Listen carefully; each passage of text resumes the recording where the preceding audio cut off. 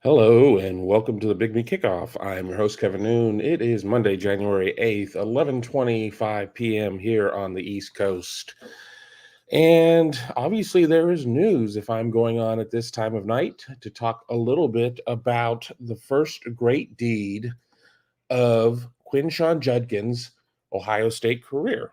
He took a moment that probably could have been one of the lowest for Ohio State fans, at least in terms of recent memory, and made it a positive moment by announcing his commitment to the Ohio State University. A huge get for the Buckeyes as they now have added 3 players via the transfer portal.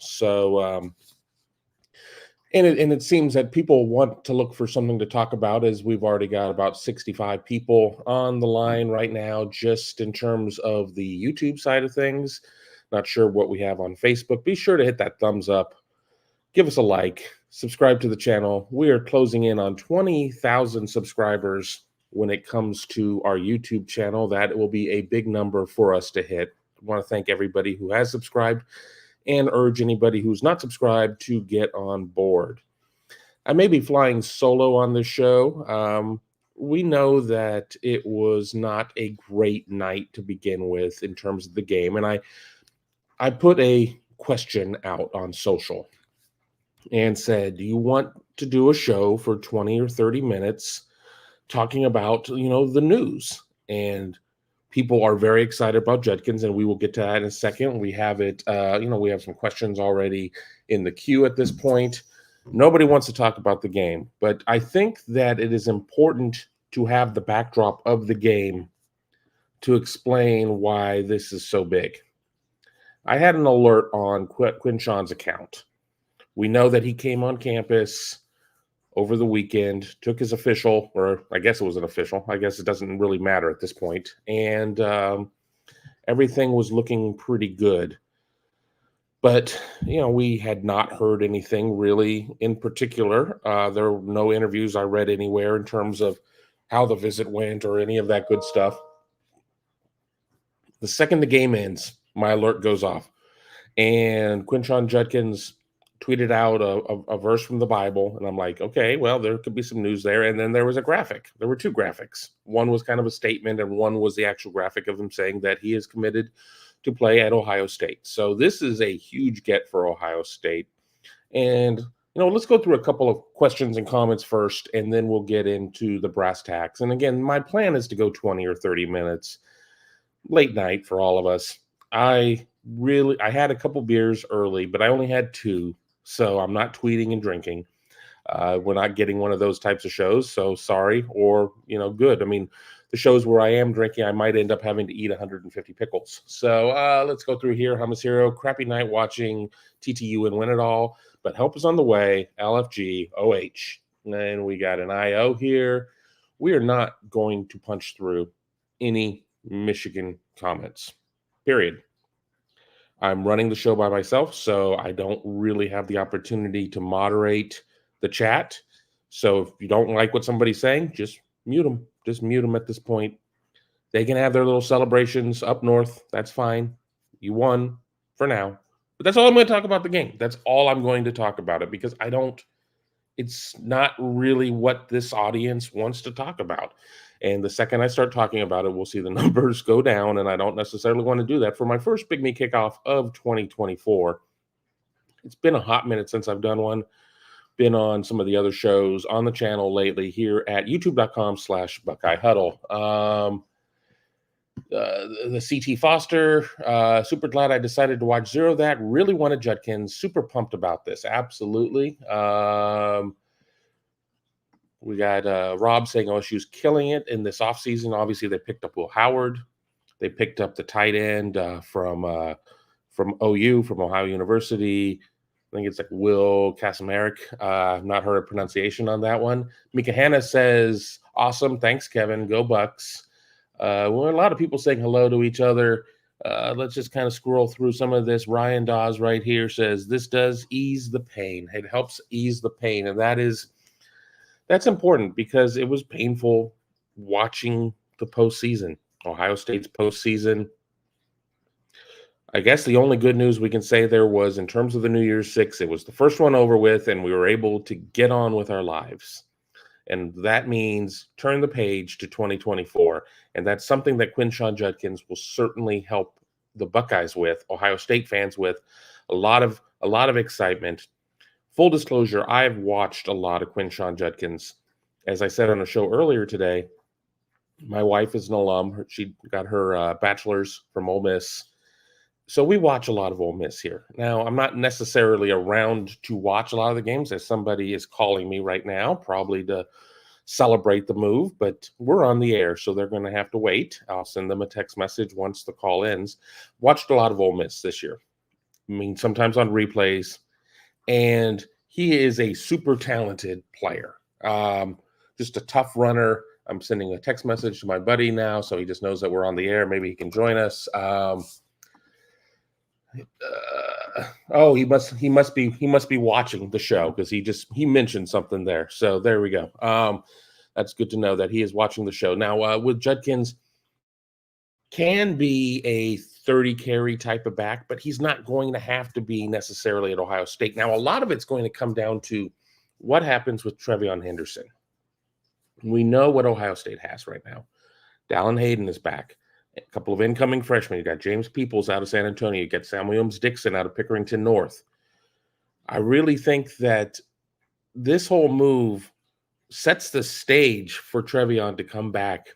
You're going to be playing a lot of football in 2024. Now, while the regular season hasn't gotten any longer, it's still 12 games. Conference championship game makes 13. And then what are there? 4 rounds of the playoffs. So there's a first, second, semis, and finals. So, I mean, you could play 17 games. That's a lot of football. And running backs know that they have been devalued in the NFL draft. And in that devalue, we're not going to see a lot of backs getting to their second contract. I think Ezekiel Elliott may have been a little bit of a cautionary tale.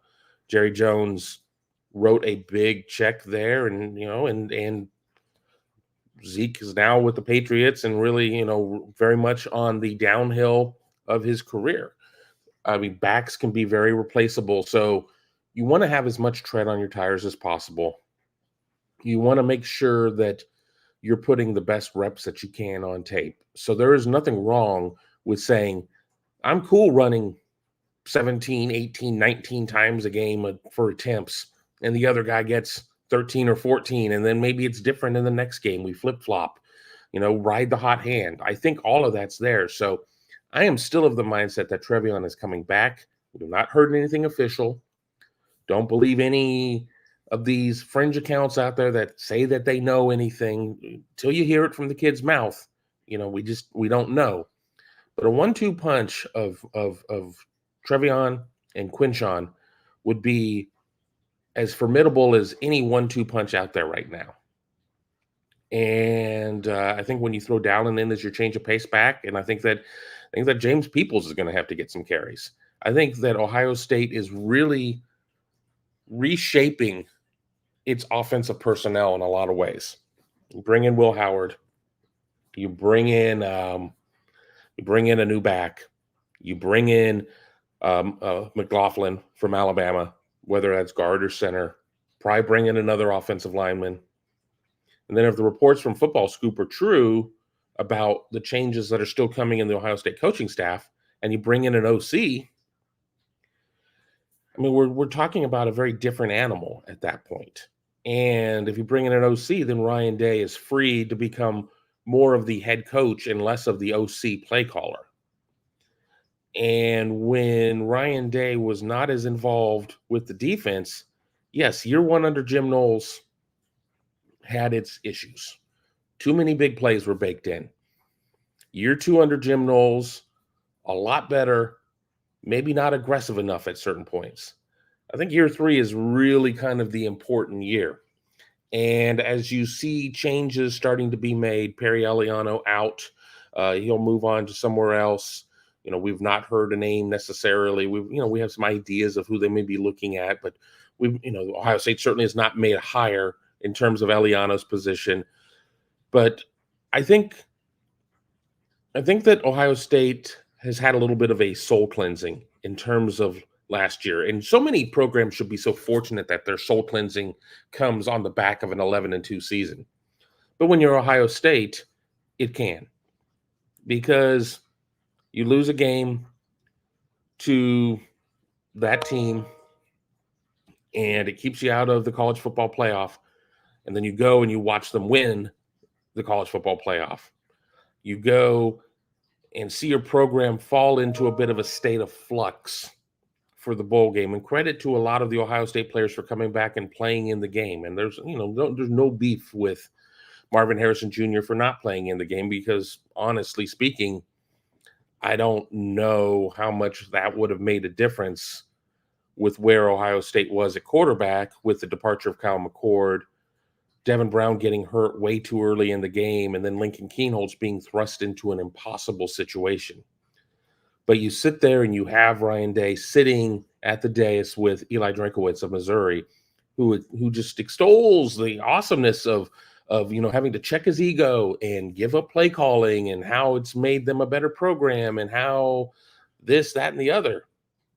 It appears that Ohio State is on that path. And when you sit there and I think that you fix how the hot dogs are made with all the talent that you have on the team, I think you're in a much better position going forward. And we know that we're going into new ground in 2024. 18-team Big Ten. Washington, national runner-up. Oregon, a team that very much was pushing for the CFP. USC, a team that has all the talent in the world on offense and a 10-cent defense. And then UCLA.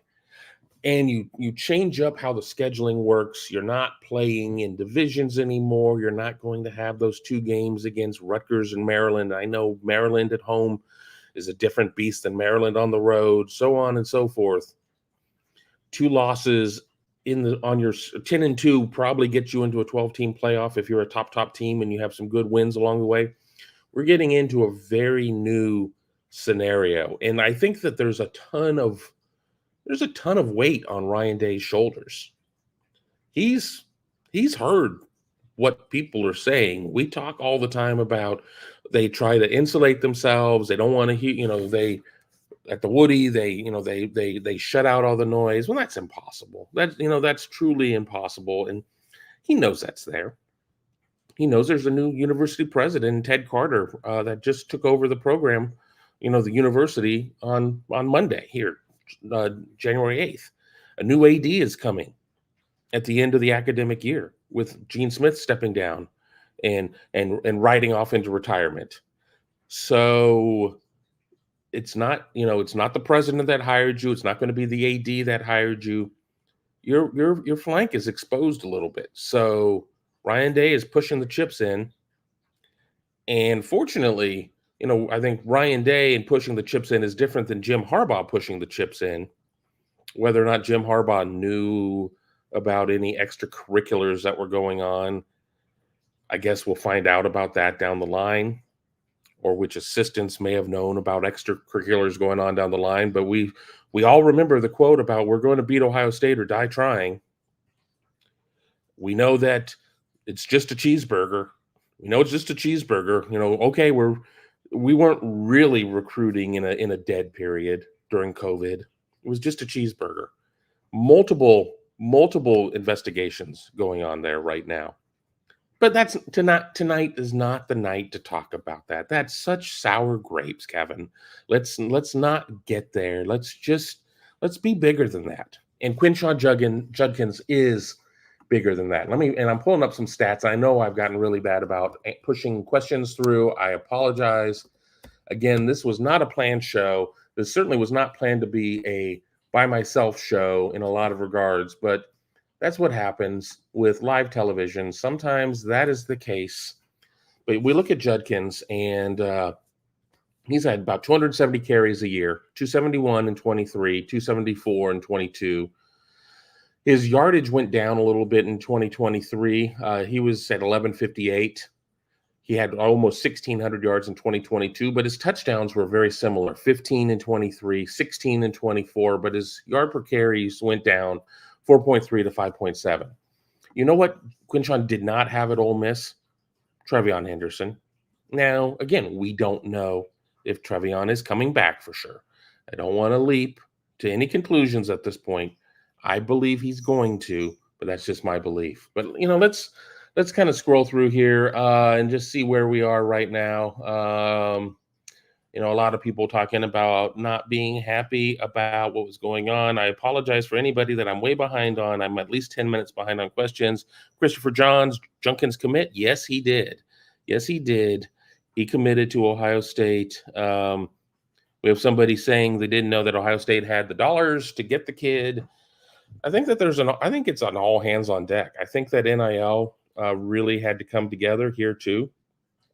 And I know that, I had several people tell me that they got, a notice from Ohio State about really supporting NIL, which is about as far as Ohio State can get into it. You can't, Ohio State can't, solicit dollars specifically. Ohio State is not out there necessarily spearheading anything. Ohio State has a couple of different collectives right now. I mean, they've got the Foundation, they've got 1870 Society. There's still the one that's doing basketball that I'm drawing a blank on the name of. I still think that there needs to be a meeting of the 5 families, 3 families, whatever, and you need to get one group moving together in unison.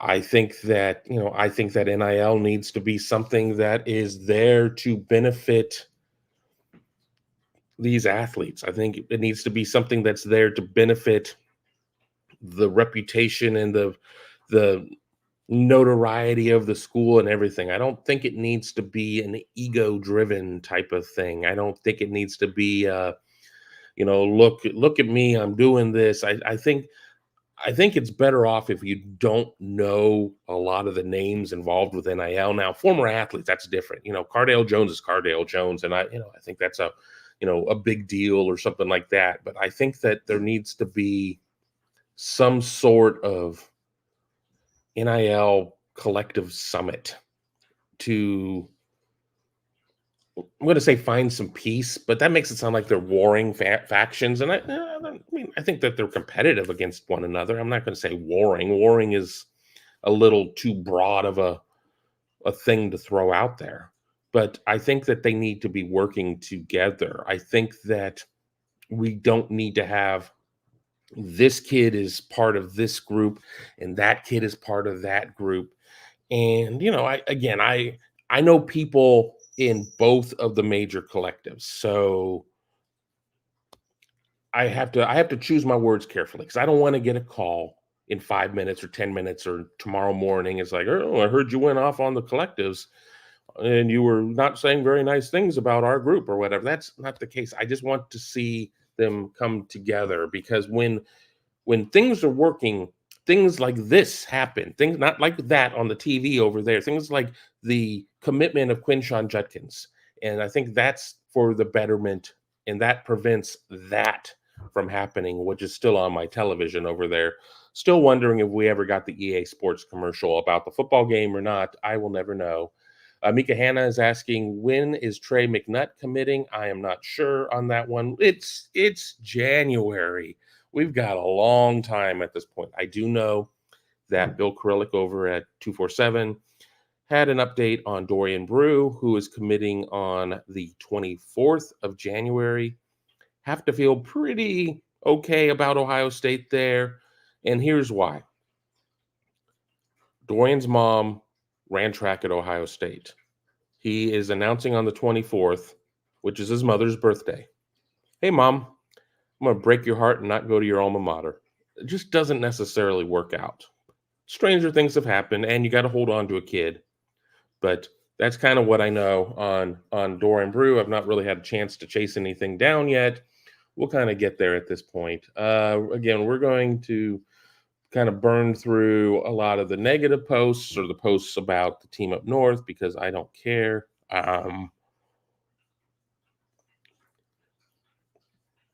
going to keep scrolling down at this point. Again, a lot of conversation, a lot of things going on right now. Well, we're sort of caught up. We're sort of caught up at this point. Bootzilla says that I should turn the channel. I don't even have the remote over here. It's still on the sofa. Again, the way that this show came together is that the news came out. As I said, I had an alert set for Quinshon Judkins' Twitter account, and I got the notice, and I texted the group, and Tony's like, "I'm in bed," so I'm like, "Well, get up." No, I didn't. I mean, I understand. It happens. I mean, it's a 24-hour news cycle at some points. I think that Quinshon announcing when he did though should be something everybody remembers throughout the run here, because that I think that's very important. It sets a message. Quinshon already understands. I mean, in Ole Miss certainly has a rival in Mississippi State, and everybody thinks that's their biggest rival. I'll tell you, at least according to my wife, it's LSU. LSU is their big rival, more so than Mississippi State, even though that's kind of an in-state thing. They play the Egg Bowl at the end of the year. I mean, blah, blah, blah, blah, blah. Thanksgiving. That's not necessarily the game that she gets very excited about. It's the LSU game. So, but again, he understands the power of the rivalry game. So to have the wherewithal to make the announcement within a minute, maybe within 30 seconds of the game being over, I think is I'm going to use a very simplistic word here. I think it's neat. I think it's neat that he gets it at this point. Now, did somebody in the recruiting office maybe say, "Well, if you're going to make an announcement, it wouldn't be bad if you made it at this point and suck up some of the oxygen in the room?" Maybe. But I'd like to believe that this was all Quinshon Judkins doing. And while I'm talking to you, I'm not following on Twitter to see if there are any follow-up statements. I haven't even really read the statement, to be quite honest. It was important for me to get on the air immediately to talk to you. Josh is saying, is OSU getting Judkins? I wouldn't be on the air right now if Ohio State wasn't. Ohio State has accepted the commitment of Quinshon Judkins. That's what this show's about. That's why I'm on at 11:45. And I think the cat just knocked over water. So, well, I'll worry about it later. It was just water. That's what happens when you walk away from the coffee table with a drink on the table. So, again, we're going to go 20 or 30 minutes. We're at about 20 minutes right now. No, Josh, don't be sorry that you just got here. But yes, he has committed to Ohio State. It is a big get. I still think that Ohio State needs to go and get another offensive lineman, whether or not probably a tackle. I would really like to consider moving Josh Fryer inside, have Josh Simmons at one tackle, maybe at right, go and get a left, or the other way around. I don't know. I still am of the mindset that Seth McLaughlin needs to be the center. I understand the concerns about the yips that everybody saw, certainly in the national semifinals, but some of it carried over throughout the course of the season. But some of that can be coached out as well. I talked to a buddy who talked to a friend of a friend type of situation was a snapper, and said that they really didn't have a ton of concerns about the issues that McLaughlin was having, that it was all coachable. And I do know a couple of other guys that have played center in college at smaller classifications, and I've not really had a chance to catch up with them, but I do know how hard they worked on their craft, and there's a lot to it. So let's kind of just go through a couple more things here. Again, this is not going to be the show where we're going to talk significantly about the game. There's tomorrow, there's Wednesday, there's time to get into all of that. I would assume we might get some sort of Tony-driven Michigan piece. I don't want to set his content calendar because I don't want him setting mine and telling me I have to create content. So I'm not going to do that. But there'll be a time and place for it, and I'm sure that Michigan fans largely will be insufferable in the comments. And okay, I mean, that's fine, and we'll edit and moderate the comments how we have to at that point. Tonight, again, a little bit of a free-for-all. I'm on here by myself. I'm on my laptop as opposed to my desktop. The text is really tiny, and I can't really read comments that well. I need new glasses. So if any of you are an optometrist, in Columbus and want to hook me up, let me know. Let's just kind of scroll through here a little bit more. There's, again, just a lot of people popping off on each other, and I don't necessarily want to get into any of that. Mega saying, why is Dalton Hayden continuing to get the shaft? I don't get it. No running back on that team can block. So what's the reason? Well, again, here's the thing. Are you a better team with Quinshon Judkins, or are you a better team without Quinshon Judkins? If you can have Quinshon Judkins and Dalton Hayden, isn't that a better situation? Now, I really like what Dalton's done. I remember what Dalton did at Maryland. I don't understand why Dalton has not seen more run at various times. But, at some point, you have to just trust with what the coaches are doing. And the coaches felt that pursuing Quinshon Judkins was the right course. And, let me pull up this other window. I mean, Quinshon Judkins, for those who don't know, 5'11", 210 pounds, out of Pike Road, Alabama. I mean, he's somebody who, he's a well-built kid. He's a well-built kid. And Dallin is still probably a little more slight. I want to see a spot for Dallin in the offense. But as I said earlier in the show, not everybody was here at that point, and I remember that. So I know that I'm constantly repeating myself. That's how shows work out, and I don't have a problem with that.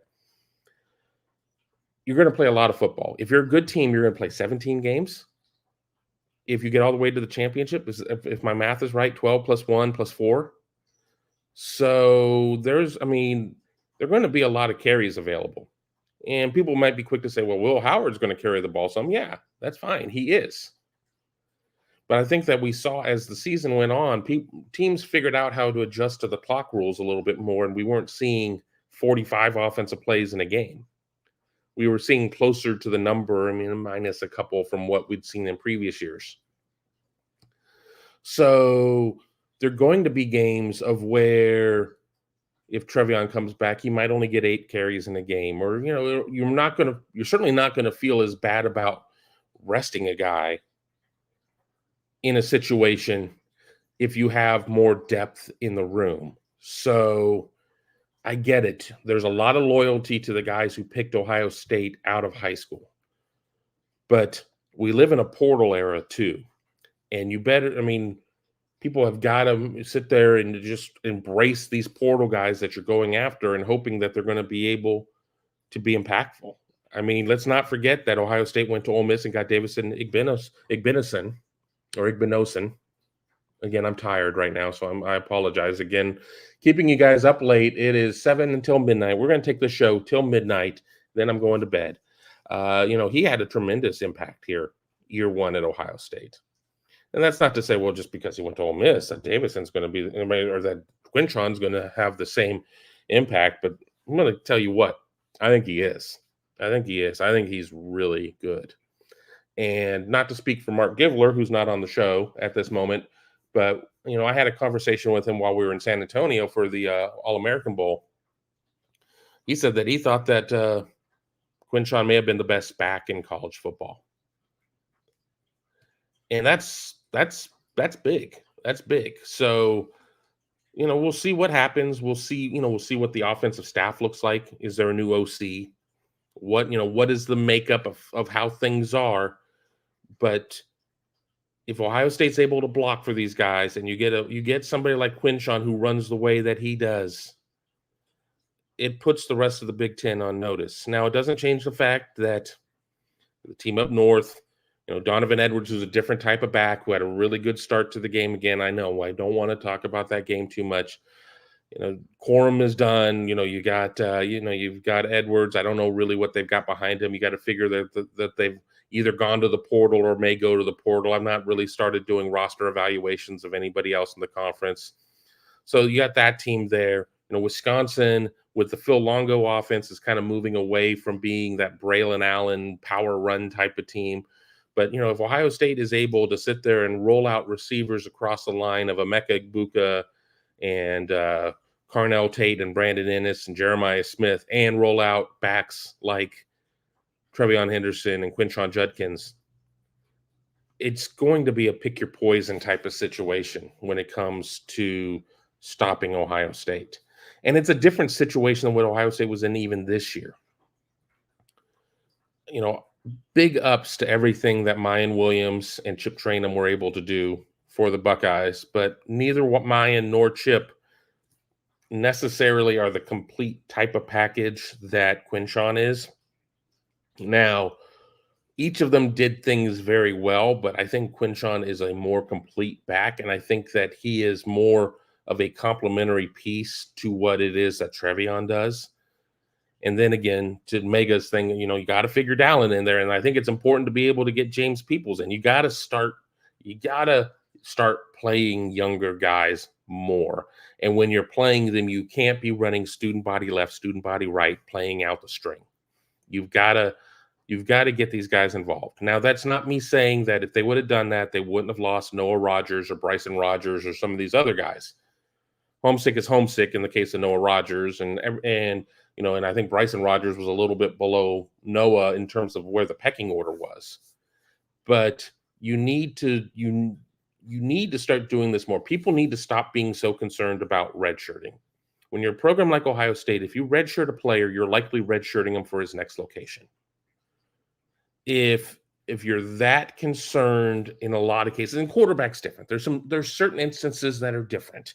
But if you're that concerned about starting the clock on a kid, and I understand the whole fairness argument. Oh, it's not fair to the kid to put him out there and only play him in 5 games instead of 4 games. And well, yeah, if you're only going to play him for 3 snaps in a game, you're wasting him at that point. There needs to be a better situation. There needs to be a better intersection of playing to win the game and playing to keep players happy and have experience on the team. We look at where quarterback was, or is going, to be quite honest. Will Howard is going to be your guy, in my opinion. Now, starter hasn't been named, and there'll be a competition, but let's just say, for argument's sake, that Will Howard is your guy. Devin Brown and Lincoln Kienholz and Aaron Nolan, for that matter, all need to see some playing time, because Will Howard is a 1-year guy, and then when he leaves, then what do you have? What is left there? And then at that point, the addition of Tavian St. Clair. So not playing guys, you're not helping anybody by doing this. I think that they really need to go to a roster management boot camp and figure out what it is they want to do with roster management, because I think that what they're doing has not worked, is not working, and will not work.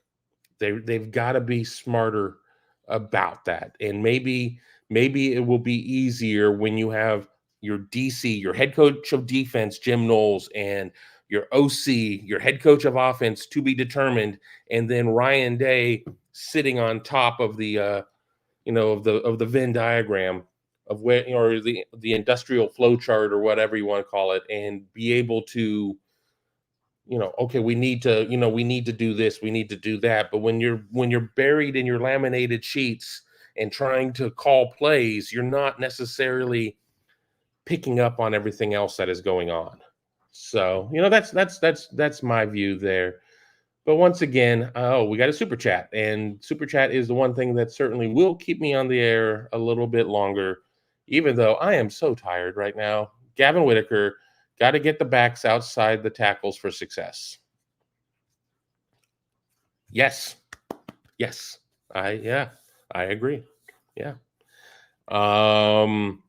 But I think you can. I think with Judkins, you can run between the tackles. I think that with Judkins, and I'm going to go back and I'm going to watch some more tape of his. I mean, because again, as I said, I've watched. I may have a game or two of Ole Miss still on the DVR. I don't know. We'll see. But with Trey, I think that Trey is certainly an outside runner. I prefer to see him run outside. I think with Quinshon, you can probably get away with a little bit more, but you got to get a little bit more out of your interior line, whether or not Donovan Jackson comes back. Who's your other guard at that point with Matt Jones moving on? I mean, is it Josh Fryer sliding inside? Is it, The Alabama transfer, is he at center? I mean, what are you getting there? I mean, we've seen years where Ohio State has been strong on the interior line and weak at tackle. We've seen the other way around, and we've seen years where they've been strong everywhere and weak everywhere. I'm not sure what they're going to be in 24 yet. We're still in this giant game of, figuring out what the roster is going to look like, what the depth chart's going to look like. I mean, the college football season officially ended 40 minutes ago, 45 minutes ago. If it took me 10 minutes to get my ducks in a row and get over and be able to set up a live show, there's a lot that has to be figured out. But there are going to be a lot of guys feeling the heat this year. I think Justin Fry is definitely feeling it, and a lot of people are saying, well, he's gone. I don't know. I don't think he's going to be gone. I mean, if you bring in an OC and he wants to make wholesale changes, I mean, and if Ryan Day empowers him to do that, then, I don't know. But I think that if the offensive line doesn't take a step forward this year 3 of Justin Fry, then there's some real questions. Ohio State is still not landing that 5-star offensive lineman. And part of the issue is that you don't have a lot of 5-star offensive linemen, at least in terms of the rankings in Ohio right now. I don't really remember the last, Mike Adams type of guy, thinking of 5-star offensive lineman from the state of Ohio. I think it was Paris Johnson, maybe was on that 4-5 line. Alex Boone was a 5-star from Ohio. If you're not getting guys from your backyard, you're going after Jordan Seaton, who's originally from Washington, D.C., went to IMG in Bradenton, Florida, ends up committing and signing with Maryland, which was kind of really a big surprise to a lot of people. But I like what they got in the Armstrong twins. I like what they got out of Ian Moore. I'm going to play wait and see with Garrett Van Sickle, and I'm only saying that because I don't know the type of competition that he played outside of Grand Rapids. He wasn't playing in Detroit Metro League or anything like that, so I want to see what's going on there. But offensive line is really one of the toughest positions to evaluate. So it's not a case of, well, you missed on 1 out of your 4, you're trash, get out of here. It's when you miss on 3 out of 4. And Greg Studrawa really struggled in terms of his evaluations. And he landed some great guys, but a lot of these guys did not pan out as great football players. And of course, again, yes, he was offensive line coach for Paris Johnson Jr. Big ups for that. He was offensive line coach for Donovan Jackson. Big ups for that. But when you're not hitting your number, when you're not getting enough production out of your number, you get into this cycle of where you're having to go to the portal to make up for your recruiting misses. And Ohio State had to do that with Josh Simmons, and Josh Simmons struggled to start his Ohio State career. Nobody's going to doubt that. Josh Simmons, if he were sitting right here, he'd probably be like, yeah, I was terrible to start. Got a lot better as the season went on. Certainly, nobody's going to forget him kind of getting crossed up with Donovan Jackson in the Team Up North game, and that was problematic. They bring in Victor Cutler. That just didn't work out. Victor Cutler got a little bit of a later start, couldn't beat out Carson Hinsman at center. Center remained an issue for Ohio State in some regards. And I think Carson took some big steps forward. I think his pass pro still needs something there. We don't really know what the center position is going to be. But, I've gotten off on a total tangent there, but it happens at this point. I'm just scanning really quick. I've gone past 12 o'clock. We are almost at 40 minutes here on the show. That's what happens. We get on here and